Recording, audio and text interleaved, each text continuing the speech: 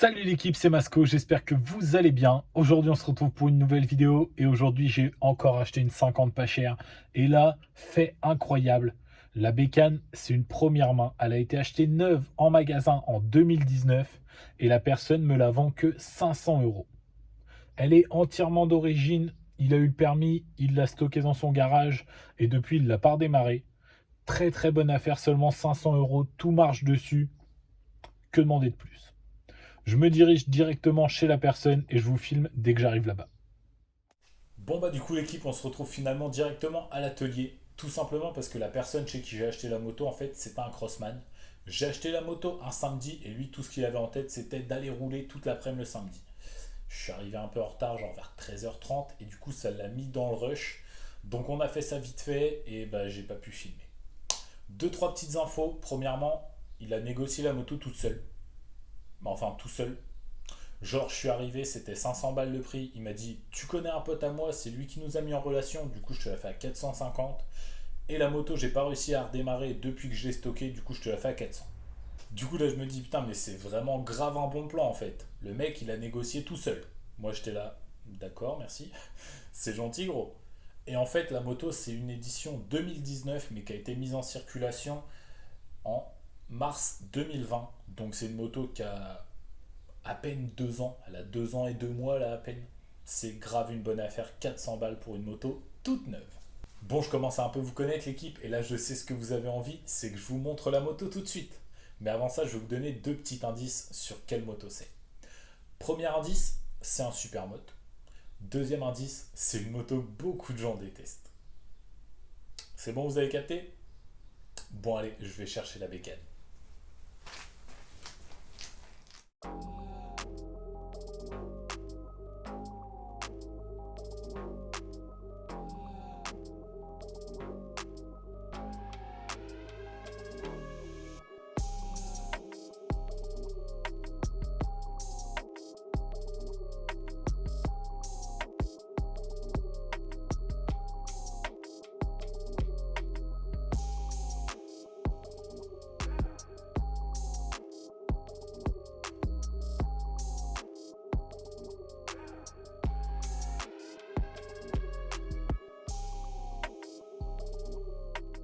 Du coup, voilà l'équipe.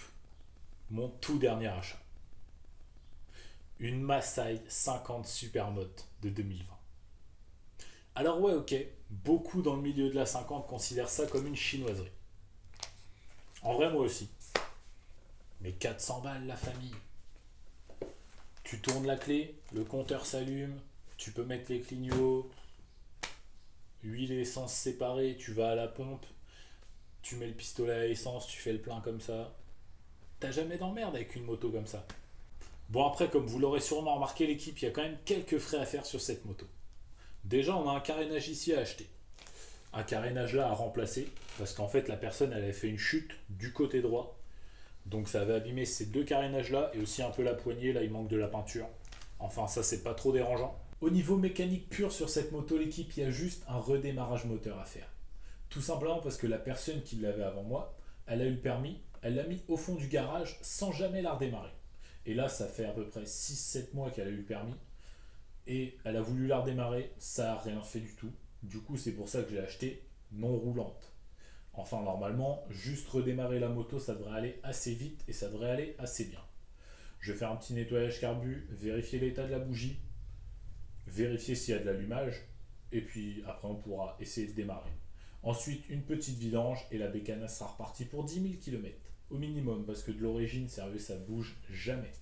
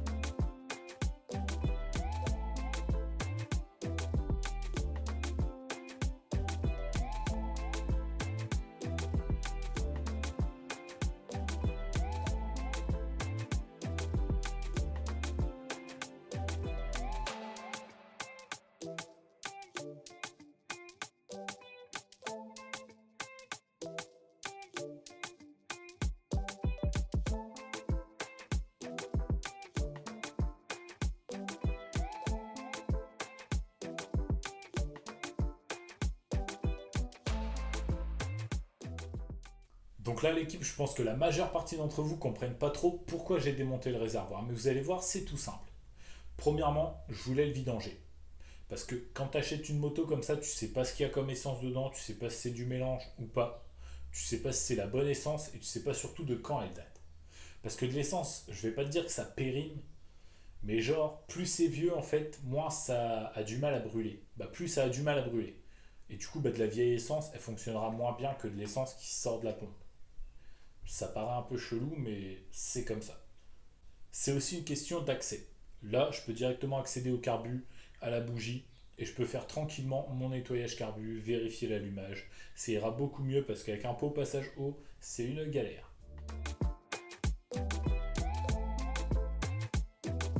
Bon bah déjà là, comme on peut le voir, premier problème.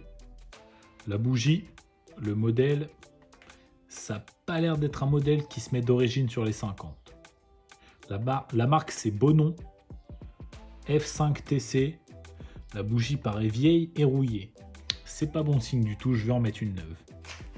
Pour du cylindre d'origine, la plus classique des bougies c'est une NGK BR9ES. Là j'en ai des neuves. Du coup, hop, on va repartir sur une bougie toute neuve.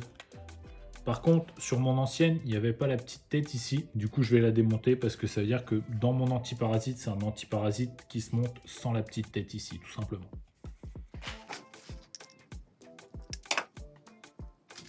Et donc là, pour vérifier l'allumage, je vais tout simplement approcher la bougie du cadre comme ça, tout en avec mon autre main actionnant le kick. En plus, ça va pas être dur du tout comme il n'y a plus de bougie. Toute la compression va sortir par le puits de bougie.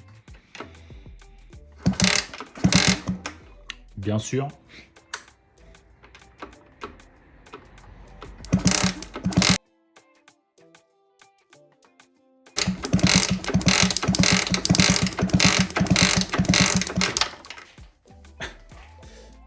Je l'ai un peu trop fait et du coup, c'est moi qui ai pris l'étincelle dans la main.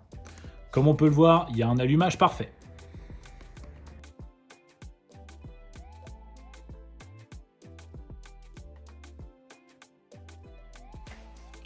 Maintenant, je vais démonter mon carbu, comme ça je pourrai le sortir et le nettoyer entièrement.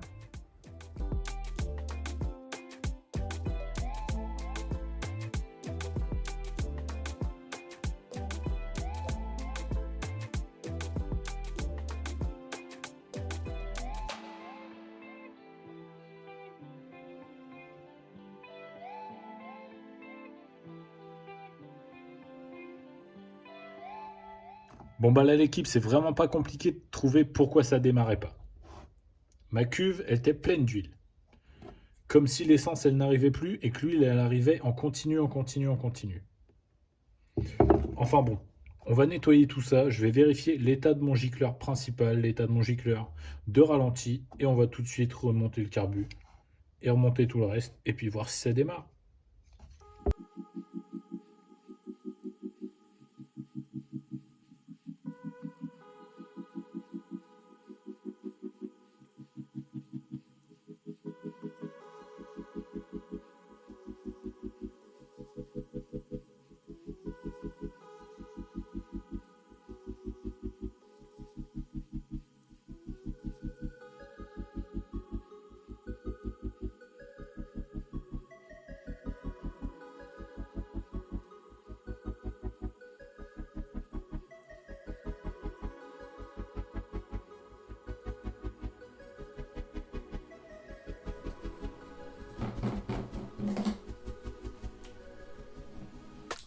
Là, c'est coup dur, l'équipe. J'ai plus rien dans mon bidon. Du coup, direction la station. Je vais faire le plein de mon bidon et on verra si la massaille démarre.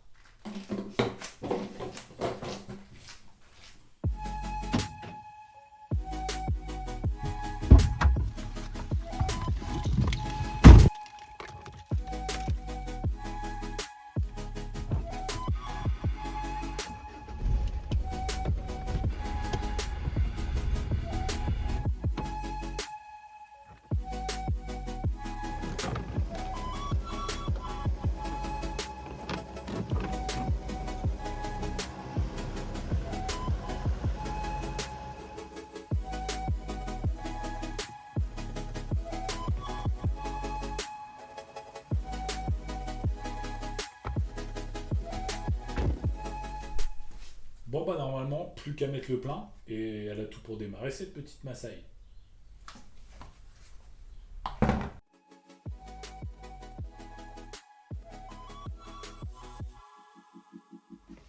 Bien sûr, avant d'essayer de la démarrer, j'ai regardé si j'avais de l'huile dans ma boîte à huile. C'est quand même la base. Si t'as de l'huile, t'as de l'essence, de l'étincelle, tout devrait bien se passer pour le démarrage.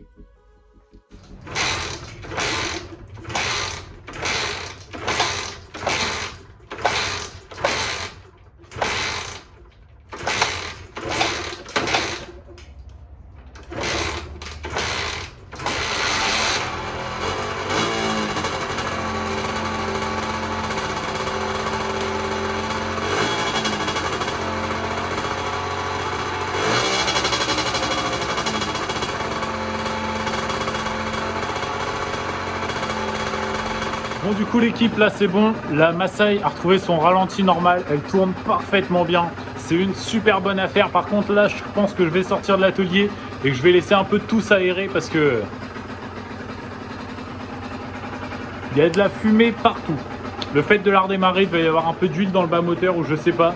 Mais elle a commencé à fumer à balle. Là, ça va beaucoup mieux, mais au début, c'était incroyable.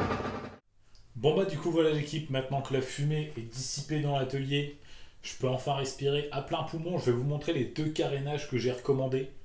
Franchement j'ai galéré à les trouver, je les ai commandés sur un site que je connais même pas. Et en plus quand je les ai reçus, bah, je vais vous montrer, mais j'ai grave eu l'impression que le carénage avant, celui qui va là, c'était un carénage qui avait été imprimé en 3D. Genre à l'imprimante 3D. C'est très bizarre. Je vais vous montrer, vous me direz ce que vous en pensez. Donc déjà, j'ai ce petit carénage là. C'est le petit latéral arrière là. Celui-là, c'est un carénage classique. Ensuite, c'est celui-là. Celui qui va ici, que je pensais être imprimé en 3D. Et je vais vous montrer tout de suite pourquoi. Et du coup, j'ai aussi recommandé ce carénage là. Celui qui se met juste ici. Comme tu peux le voir d'aspect extérieur, il est bien lisse. Pas de problème, c'est un carénage, tout ce qu'il y a de plus classique. Mais de l'autre côté, ça me fait bizarre. Regardez. Déjà, il y a l'aspect un peu granuleux. Je trouve ça bizarre. Puis même, on voit toutes ces pattes là, ici, là. Ça me fait comme l'impression que c'était des supports ou des espèces de tubes pour l'impression en 3D qu'ils ont été coupés et ensuite un peu lissés. C'est pour ça que je pense que ces carénages ont été imprimés en 3D. Après, est-ce que c'est possible? J'en ai aucune idée. C'est pour ça que je m'avance pas trop, mais si c'est possible, c'est super stylé.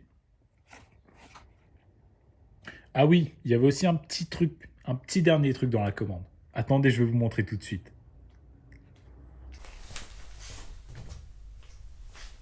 Surtout l'équipe, ne me jugez pas, je peux tout vous expliquer. En fait, là, la commande, j'en ai eu pour 75 euros, les deux carénages, et j'avais 9 euros de frais de port.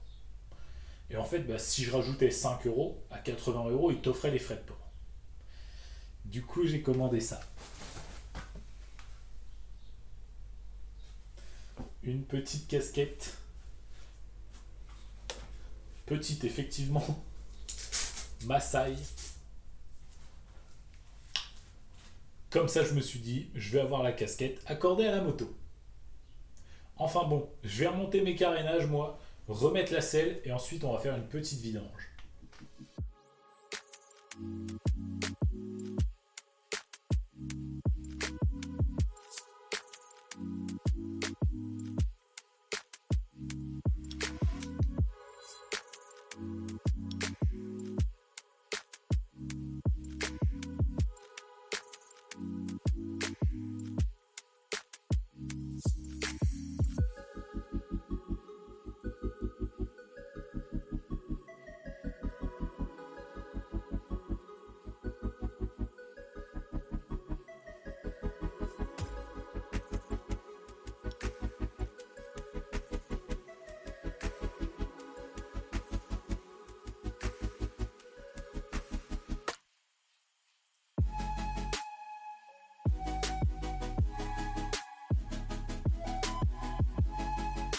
Bon bah du coup voilà l'équipe, la Maasai est de nouveau comme neuf.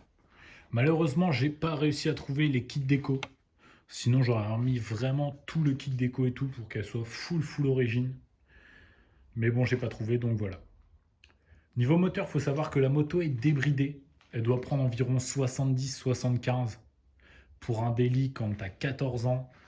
Ça, c'est le top. Franchement, t'as jamais d'emmerde. Elle est full origine, t'as le démarreur électrique, l'huile et l'essence séparées. C'est trop bien. Bon, ça aurait été pour moi, j'aurais peut-être changé 2-3 trucs. Déjà, j'aurais retiré ça.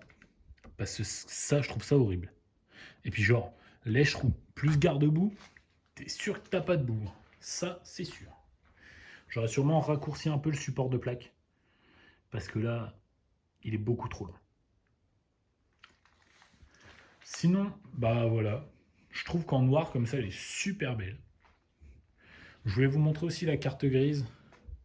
J'ai bien sûr masqué mes infos. Hein. Mais comme on peut le voir, le 6 mars 2020, première immatriculation. Et c'est bien la carte grise de la Massaï. Donc voilà.